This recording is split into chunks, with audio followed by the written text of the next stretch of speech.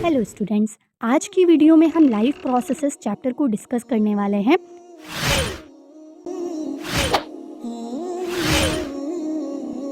इस चैप्टर में सबसे पहले हम लाइफ प्रोसेसेस को समझते हैं। तो ये बेसिक फंक्शंस होते हैं जो कि हमारी लिविंग बीइंग्स की बॉडी परफॉर्म करती है ताकि हमारी लाइफ अर्थ पर मेंटेन रह सके, जैसे कि nutrition, respiration, transportation, excretion. Life processes हमें इस चैप्टर में पढ़ने हैं, प्लांट्स में भी और एनिमल्स में भी। सबसे पहले हम स्टार्ट करते हैं न्यूट्रिशन लाइफ प्रोसेस से। तो न्यूट्रिशन एक कॉम्बिनेशन प्रोसेस है जिसमें ऑर्गेनिज्म फूड कंज्यूम करता है, मतलब कि फूड खाता है और फिर उस फूड से न्यूट्रिएंट्स यूटिलाइज करता है। न्यूट्रिशन दो टाइप्स के होते हैं, ऑटोट्रॉफिक और heterotrophic. Autotrophic mode of nutrition में ऑर्गेनिजम्स अपना खाना खुद बनाता है in the presence of sunlight and chlorophyll with the help of CO2 and H2O। इसका एग्जाम्पल है green plants. Heterotrophic mode of nutrition में ऑर्गेनिजम्स अपना खाना खुद नहीं बना सकते हैं, वो दूसरे ऑर्गेनिज्म पर डिपेंड रहते हैं, जैसे कि हम ह्यूमन बींग्स, हम अपने फूड के लिए या फिर प्लांट्स पर डिपेंड होते हैं या फिर एनिमल्स पर। जो ऑटोट्रॉफ्स ऑर्गेनिजम्स होते हैं वो अपना फूड फोटोसिंथेसिस प्रोसेस से बनाते हैं। तो चलिए अब हम फोटोसिंथेसिस पढ़ते हैं। फोटोसिंथेसिस वो प्रोसेस होता है जिसमें ग्रीन प्लांट्स अपना खाना बनाते हैं with the help of CO2 and H2O in the presence of sunlight and chlorophyll. Photosynthesis में 3 स्टेप होते हैं। पहले तो क्लोरोफिल से लाइट एनर्जी एब्जॉर्ब की जाती है, उसके बाद वो लाइट एनर्जी केमिकल एनर्जी में कन्वर्ट होती है।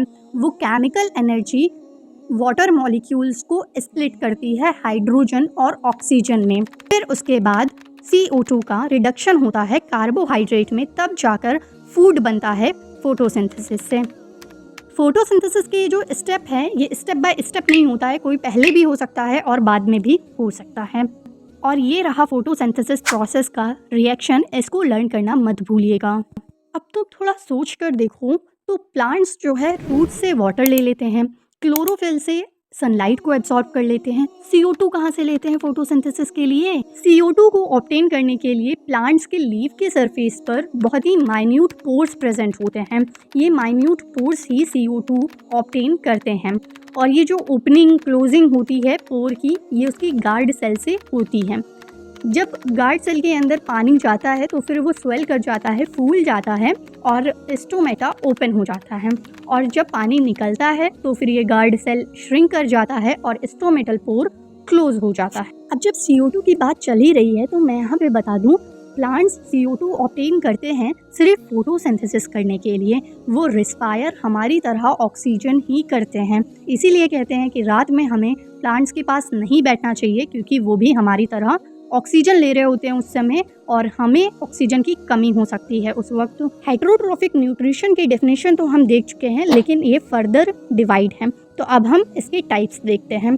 सबसे पहले है सैप्रोफिटिक न्यूट्रिशन, वो ऑर्गेनिजम्स जो अपना फूड डेड और डिकाइंग मैटर से ऑब्टेन करते हैं, जैसे कि फंगी।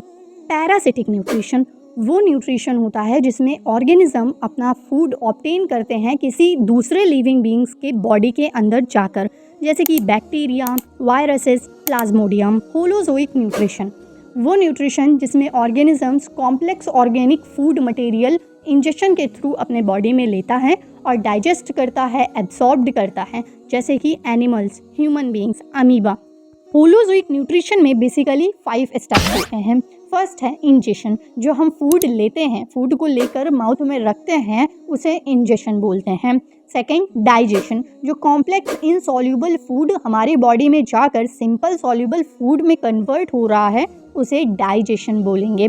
एब्जॉर्प्शन, वो डाइजेस्टेड फूड से जो न्यूट्रिएंट्स एब्जॉर्ब हो रहे हैं हमारे बॉडी में, उसे एब्जॉर्प्शन बोलेंगे।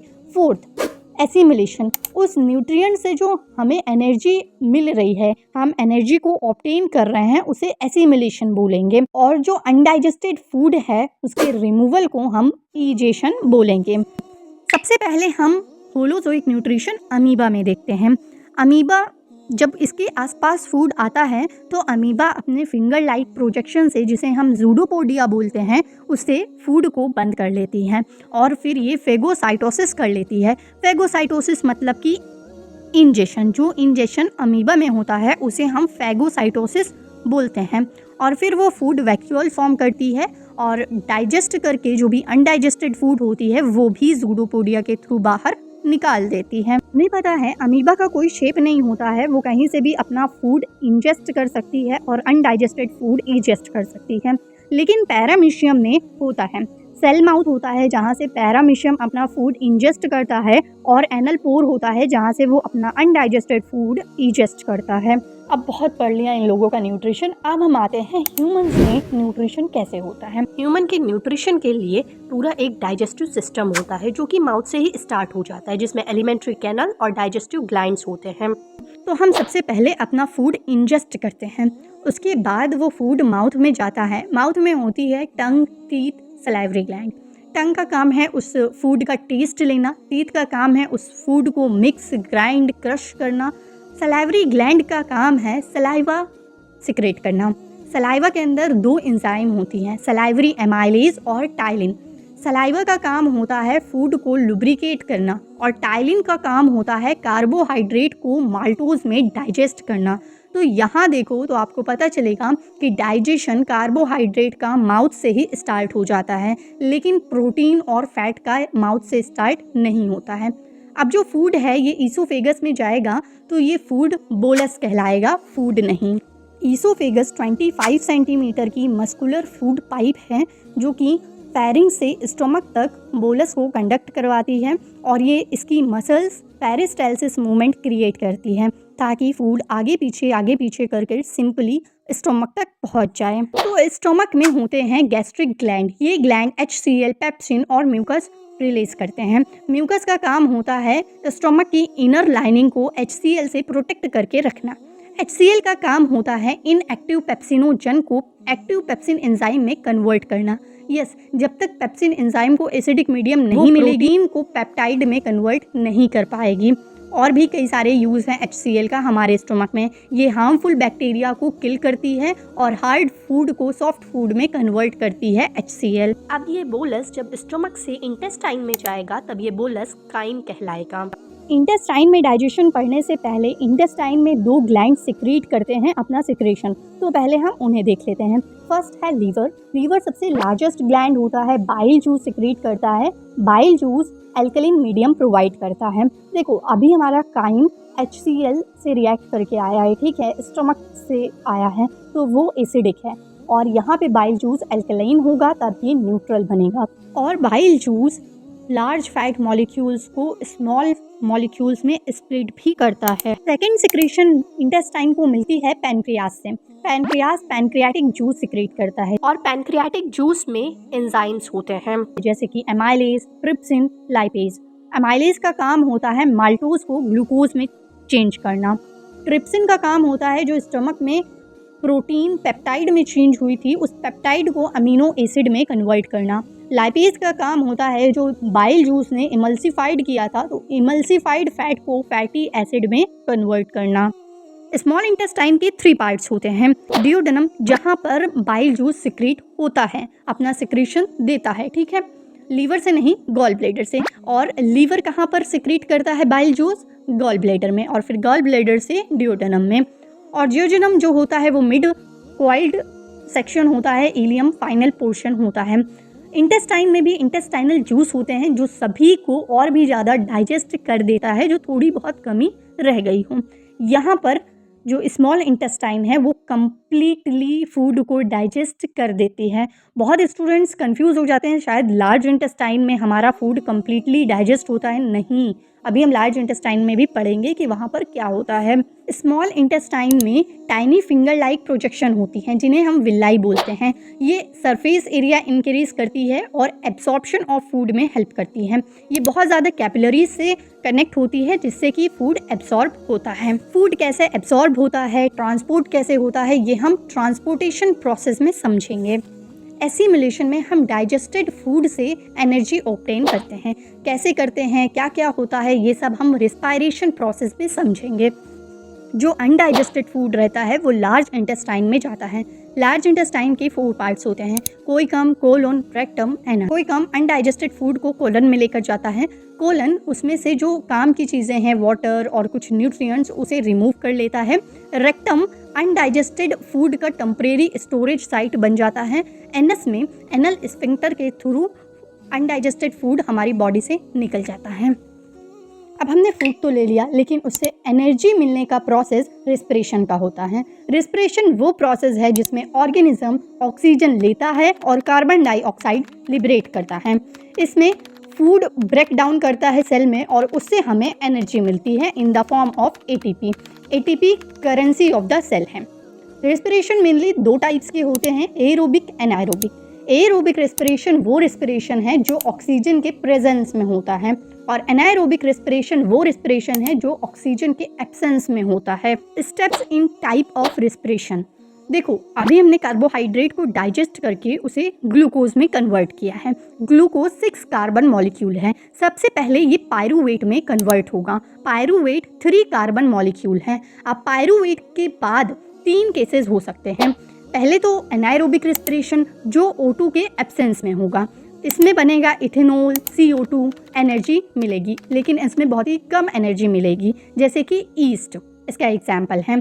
दूसरा केस होगा लैक ऑफ O2, जहाँ पर थोड़ी सी ऑक्सीजन की कमी होगी। इसे भी हम एनाएरोबिक रेस्पिरेशन ही कहते हैं। इसमें लैक्टिक एसिड और एनर्जी हमें मिलती है। जैसे कि जब हम बहुत ज़्यादा एक्सरसाइज करते हैं तो मसल सेल में क्रैम्प्स होते हैं, तो वहाँ पर क्रैम्प्स इसी वजह से होते हैं क्योंकि वहाँ पर ऑक्सीजन की कमी होती है, ऑक्सीजन सही से नहीं जा पाता है। तीसरा केस है प्रेजेंस ऑफ O2, जिसे हम एरोबिक रेस्पिरेशन बोलते हैं, जो हम ह्यूमन बींग्स में, एनिमल्स में होता है। इसमें CO2 लिबरेट होता है, वाटर और एनर्जी। ये प्रोसेस माइटोकॉन्ड्रिया के अंदर होता है। जो एनर्जी रेस्पिरेशन में रिलीज होती है वो एनर्जी ADP और इनऑर्गेनिक फॉस्फेट के बॉन्ड बनाने के वर्क में आती है।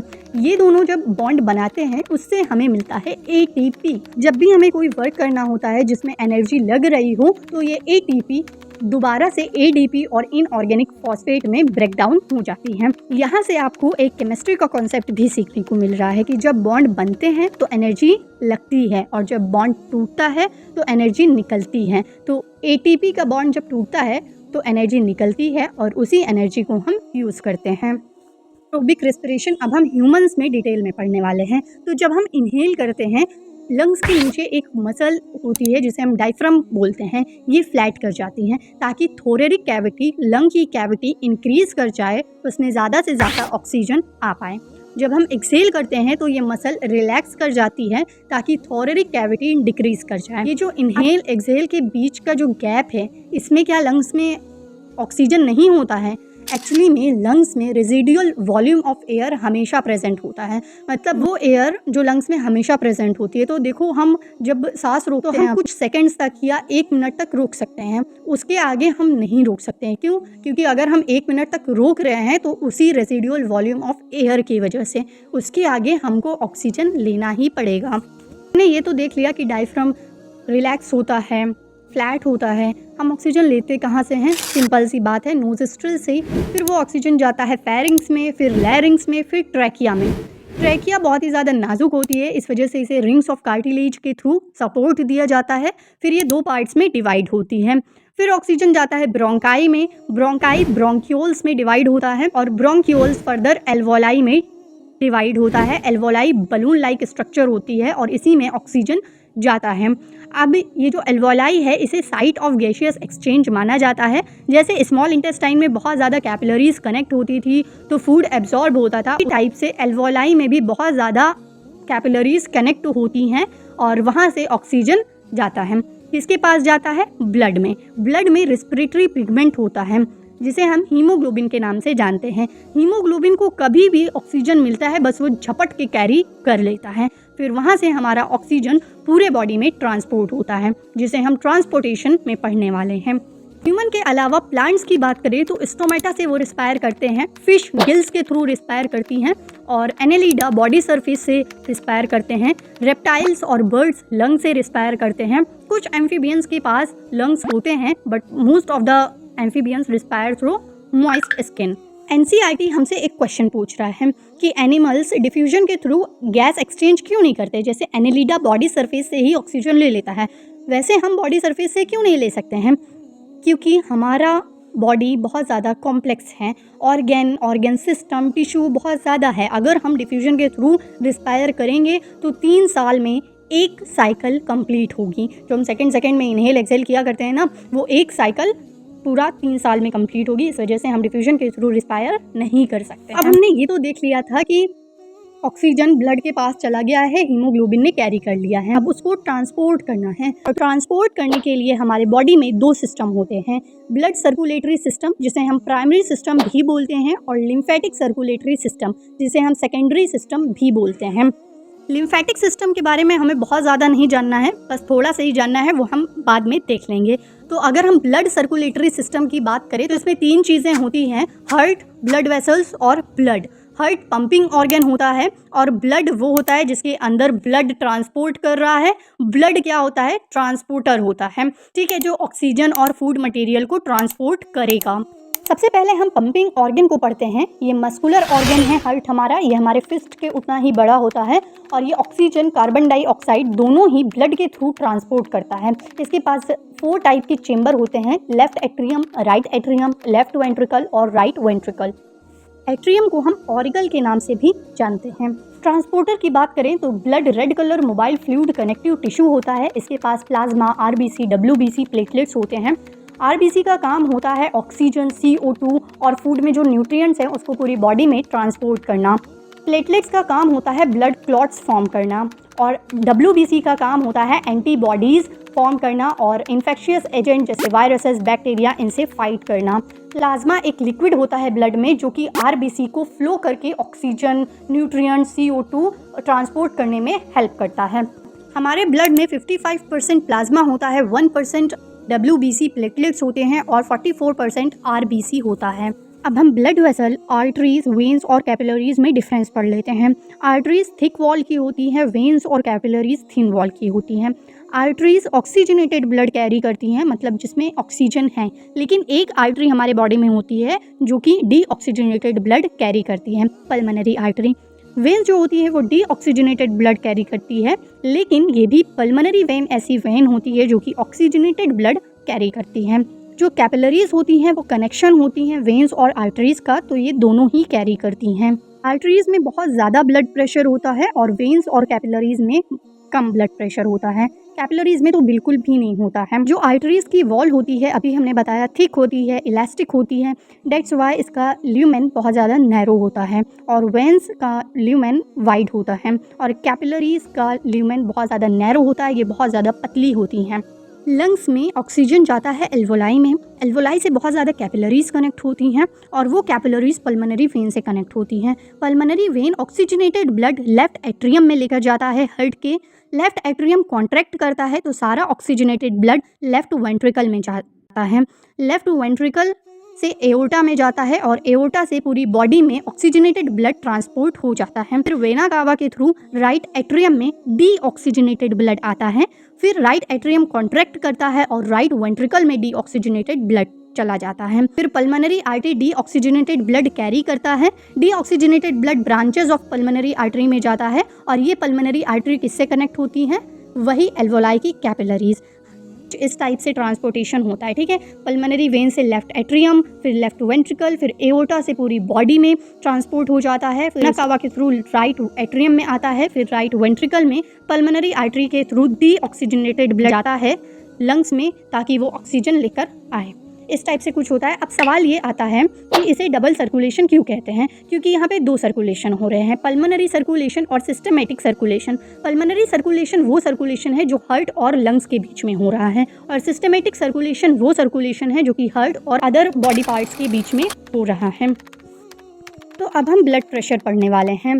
जो फोर्स लगता है ब्लड का against the wall of a blood vessels उसे ही हम ब्लड प्रेशर बोलते हैं। ये आर्टरीज में बहुत ज़्यादा होता है, वेन्स में कम होता है। 2 टाइप्स के ब्लड प्रेशर होते हैं, सिस्टोलिक ब्लड प्रेशर और डायस्टोलिक ब्लड प्रेशर। जब लेफ्ट वेंट्रिकल कॉन्ट्रैक्ट करता है, जब पूरे बॉडी में ब्लड ट्रांसपोर्ट होता है उसे हम सिस्टोलिक ब्लड प्रेशर बोलते हैं। ये 120 मिलीमीटर्स ऑफ मरकरी होना चाहिए और रिलैक्सेशन मतलब diastolic pressure 80 millimetre of mercury होना चाहिए। प्रेशर 5 मैनोमीटर से मेजर किया जाता है। लिम्फेटिक सिस्टम में लिम्फेटिक नोड्स होती हैं, लिम्फेटिक कैपिलरीज होती हैं, लिम्फेटिक डक्ट्स होती हैं, लिम्फेटिक वेसल्स होती हैं।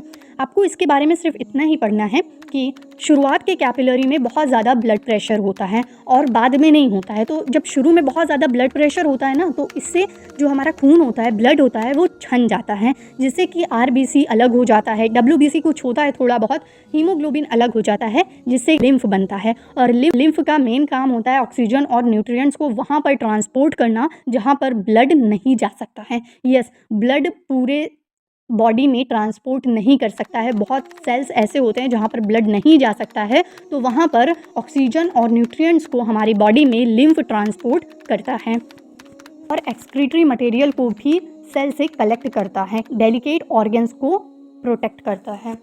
ट्रांसपोर्टेशन प्लांट्स में समझने वाले हैं तो वाटर का ट्रांसपोर्टेशन एक वेस्कुलर टिश्यू जाइलम से होता है। ये रूट से लीव्स तक ट्रांसपोर्ट करते हैं वाटर का। ये 1 वे ट्रांसपोर्ट होता है। जब रूट से लीव्स तक वाटर पहुंच जाता है तो वहाँ पे कुछ एक्सेस ऑफ वाटर भी रहता है, तो वो एक्सेस ऑफ वाटर निकलता है कहाँ से? लीव्स से हवा में उड़ जाता है। उस प्रोसेस को हम ट्रांसपिरेशन बोलते हैं। और जो फोटोसिंथेसिस में फूड बना है, सॉल्युबल प्रोडक्ट जो बना है, वो ट्रांसपोर्ट होता है वेस्कुलर टिश्यू फ्लोएम से। इस प्रोसेस में एनर्जी यूटिलाइज होती है प्लांट्स की। ट्रांसपोर्ट ऑफ वाटर को हम एसेंट ऑफ सेप बोलते हैं और ट्रांसपोर्ट ऑफ फूड को हम ट्रांसलोकेशन बोलते हैं। चलो, लास्ट प्रोसेस आ चुका है इस चैप्टर का, तो वो बायोलॉजिकल प्रोसेस होता है एक्सक्रीशन, जिसमें हमारे बॉडी से टॉक्सिक वेस्ट मटेरियल रिमूव होते हैं।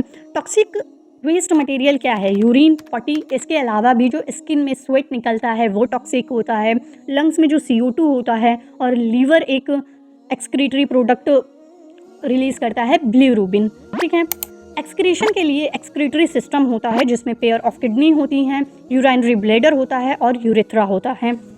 किडनी को मेन एक्सक्रीटरी ऑर्गन माना गया है और किडनी के पास फिल्ट्रेशन यूनिट होती है जिसे हम नेफ्रॉन कहते हैं। नेफ्रॉन के मेनली 2 पार्ट्स होते हैं, रीनल कॉर्पसल्स और रीनल टिब्यूल्स। रीनल कॉर्पसल के पास होता है बाउमन्स कैप्सूल और ग्लोमेरुलस, और यहीं पर ब्लड फिल्टर होता है। रीनल टिब्यूल लॉन्ग कॉन्वलेटेड होता है जो कि ग्लोमेरुलस से निकलता है। अपने एक्सक्रीटरी सिस्टम पे आते हैं। किडनी यूरिन फॉर्म करती है। कहाँ फॉर्म करती है? नेफ्रॉन में। यूरेटर लॉन्ग ट्यूब होती है। यूराइनरी ब्लैडर उस यूरिन की टेम्परेरी स्टोरेज साइट बनती है। यूरेथ्रा उस यूरिन को पास आउट करता है। एक्सक्रीटरी सिस्टम में एओर्टा होता है, वहाँ से ब्लड आता है और ब्लड फिल्टर होता है। तो जब फिल्टर हो जाता है यूरेथ्रा से, तो यूरिन पास आउट हो जाता है जो इम्प्योरिटीज होती है, और ब्लड दोबारा से रीनल वेन के थ्रू बॉडी में चला जाता है। तो अब नेफ्रॉन में क्या क्या हो रहा है, ब्लड से इम्प्योरिटीज कैसे निकल रही है, कौन सा पार्ट क्या चीज़ कर रहा है, अब हम ये पढ़ने वाले हैं। नेफ्रॉन में बाउमन्स कैप्सूल में अल्ट्रा फिल्ट्रेशन होती है। फिर प्रॉक्सिमल टिब्यूल में सिलेक्टिव रीअब्सॉर्प्शन होती है, जो ग्लूकोज, अमीनो एसिड और वाटर होता है उसकी दोबारा से एब्जॉर्प्शन होती है। लूप ऑफ हैंडले में ऑस्मो रेगुलेशन होती है। फिर डिस्टल टिब्यूल में दोबारा से सिलेक्टिव रीअब्सॉर्प्शन होती है। कलेक्टिंग डक्ट में वो यूरिन कलेक्ट कर दी जाती है और कलेक्टिंग डक्ट से यूरेटर में चली जाती है, और जब तक हमको यूरिनेशन का अर्ज नहीं होता है तब तक वो यूरिन नहीं निकलती है हमारी बॉडी से। प्लांट्स की बात करें तो जब वो फोटोसिंथेसिस में ऑक्सीजन रिलीज करते हैं वो एक्सक्रीशन है। रेस्पिरेशन में जब कार्बन डाइऑक्साइड रिलीज करते हैं वो एक्सक्रीशन है। वाटर वेपर जो ट्रांसपिरेशन में होता है वो एक्सक्रीशन है। येलो लीव्स जब प्लांट से गिरती हैं वो एक्सक्रीशन है। वाइट फ्लूइड भी आपने कभी कभी देखा होगा प्लांट्स में, वो भी एक एक्सक्रीशन ही है प्लांट्स में। हीमोडायलिसिस को हम डायलिसिस भी बोलते हैं, और ये ऐसा प्रोसेस है जिसमें ह्यूमन ब्लड क्लीन किया जाता है। ह्यूमन की बॉडी के अंदर नहीं, बाहर मशीन्स की हेल्प से उसके ब्लड से इम्प्योरिटीज़ को रिमूव किया जाता है। डायलिसिस में एक स्पेशल टाइप का फिल्टर होता है और एक लिक्विड होता है डायलाइज़र, जिसकी डेंसिटी ब्लड के उतनी ही होती है। ह्यूमन बॉडी से पहले ब्लड निकाला जाता है, फिर डायलाइज़र में डाला जाता है, और ब्लड से इम्प्योरिटीज़ रिमूव करने के बाद दोबारा से बॉडी के अंदर ब्लड डाल दिया जाता है। चलो, चैप्टर तो कंप्लीट हो चुका ये वाला। दूसरा कौन सा चाहिए कमेंट में बता देना। Thanks for watching, choosing and listening my video.